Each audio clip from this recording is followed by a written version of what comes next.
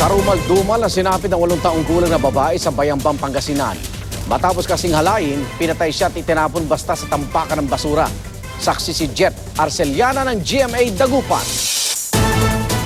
Ginahasa, pinagpupukpok sa ulo at saka itinapon sa hukay ng mga basura. Ito ang karumal-dumal na sinapit ng 8 taong gulang na si Rina Joy Sereno sa Bayambang, Pangasinan. Ang sospek, ang 38 taong gulang niyang kapitbahay na si Arnold Abaloso alias Nognog. Hindi ko na rin po alam yun nangyari nun. Wala po talaga ako sa sarili ko nang... Binigyan umano ng 20 pesos ng sospek ang biktima nang utusang bumili ng tinapay noong Biyernes Santo. Nang ibigay ng batang sukli, saka siya ginahasa ng sospek sa abandonadong bahay na ilang metro lang ang layo sa kanilang tirahan. Nadala pa sa ospital ang bata pero kalaunay binawian din ng buhay. Anong itsura po ng suspect nung nakita niyo? Ang itsura po, ma'am, nung paglapit ko po sa kanya, duguan na po yung short pan niya. Tapos nailawan ko po yung anak ko doon na nakahandusay na wala nang malay.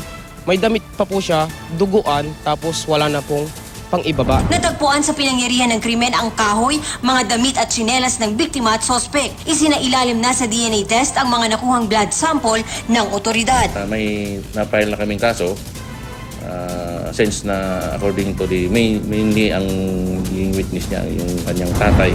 Ako si Jet Arceliana, ang inyong saksi.